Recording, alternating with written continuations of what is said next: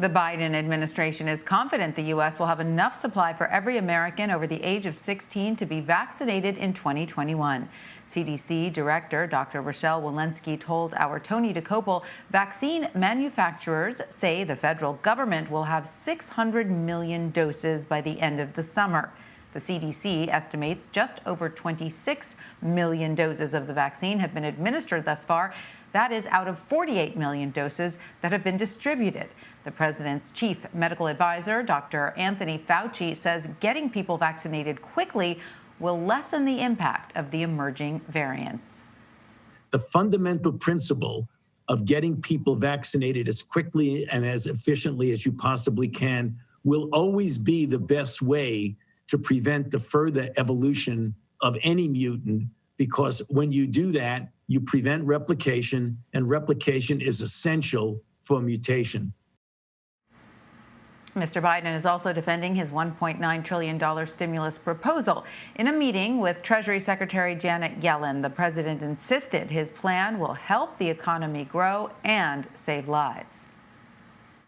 It's not only that people will be badly, badly hurt if we don't pass this package, in terms of increased rate of debt, in terms of poverty, a whole range of things. But we will also be hurt long-term economically. Economically.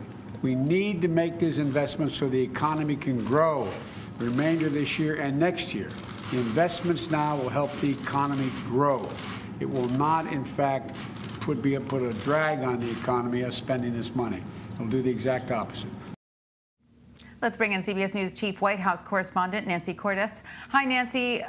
Great to see you. So White House Press Secretary Jen Psaki says the president has invoked the Defense Production Act for crucial infrastructure to fight COVID-19. How does this work exactly when it comes to fighting a virus? And what are the White House's concerns about these emerging COVID variants? Well, the Defense Production Act gives them more leverage to work with individual suppliers, not just of the vaccines themselves, but of everything that you need in order to deliver the vaccines, including vials and even syringes. So they enter into agreements with various companies either to prioritize making certain things, or if they needed to, they could compel companies to make certain things. They haven't had to go that route yet. They say that the companies are doing this work voluntarily. They're pretty tight-lipped about which companies they are talking to. They say that there is proprietary information involved, business information involved, but they say that the DPA has been invoked and that it is being used in particular to make sure that there are enough of those specific syringes that are being used to get a sixth dose out of the vials of Pfizer vaccine.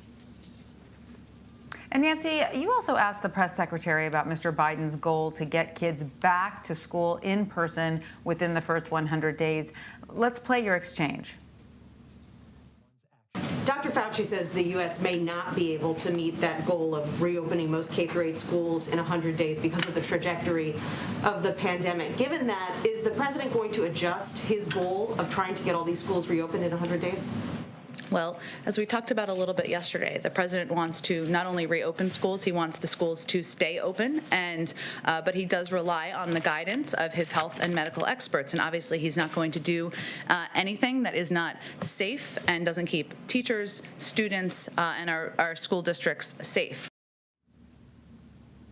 So, Nancy, of course, you went on to discuss the importance of clear guidance for schools and increasing funding to those schools. But how is the White House trying to balance reopening the country, specifically schools, with making sure that those schools are following the protocols set forth by health experts?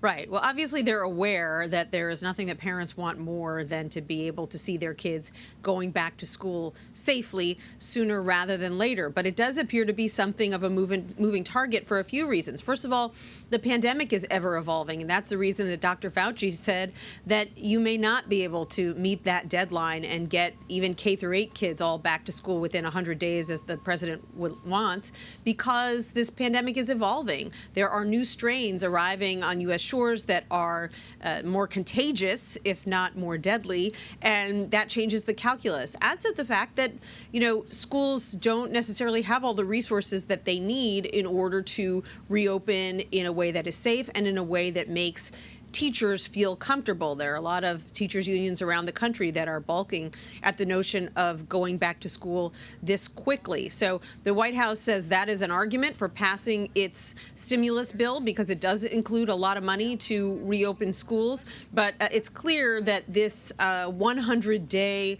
wish list is just that as much as the president has been saying that's what he wants to see, really, he doesn't have any control over that. It's going to be up to the individual school districts around the country.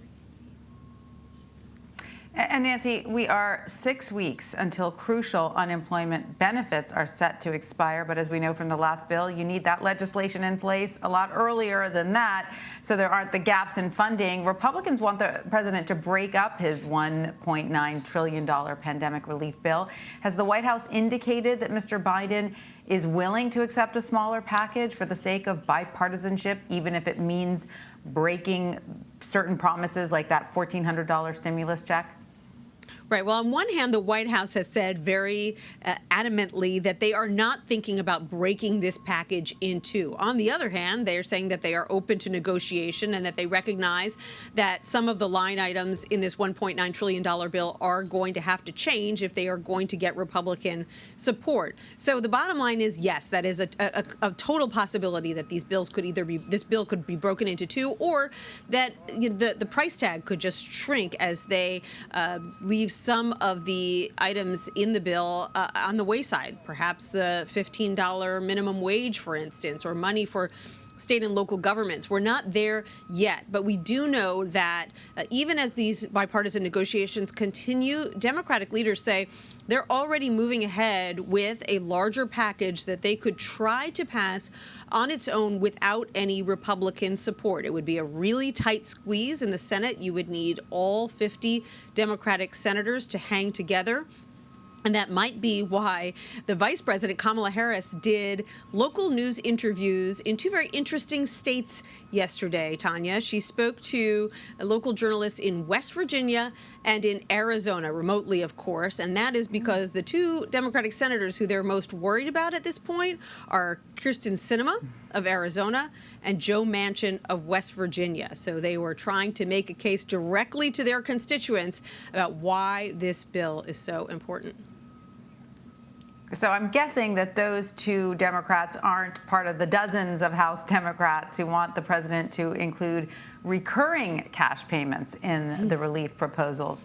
Progressives, like incoming Senate Budget Committee Chairman Bernie Sanders, are ready to use the reconciliation process to get a stimulus deal passed with a simple majority. Is the White House signaling that it will scrap bipartisanship in an effort to get something like this done if they believe that this is the kind of relief that the American people really need?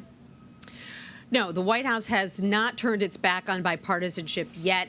The president would very much like to be able to say that his first big piece of legislation that he passed was the product of a bipartisan negotiation. At the same time, they want to go big and they want to pass a big package. The president just argued in the Oval Office today with his new Treasury Secretary, Janet Yellen, that the times demand it and that the job losses that we have seen recently and the real stagnation last month in the return to greater employment means that the government is going to have to step up and do more. You've heard him and the Treasury Secretary say repeatedly that if you don't go big now, you only end up paying more later. That is their view. And so they have, two competing goals here at this point, Tanya. One is to do a really big package, and one is to do a bipartisan package. And at some point, one of those goals is going to win out. We just don't know which one yet. Have to wait and see. All right, Nancy Cortez at the White House. Thank you.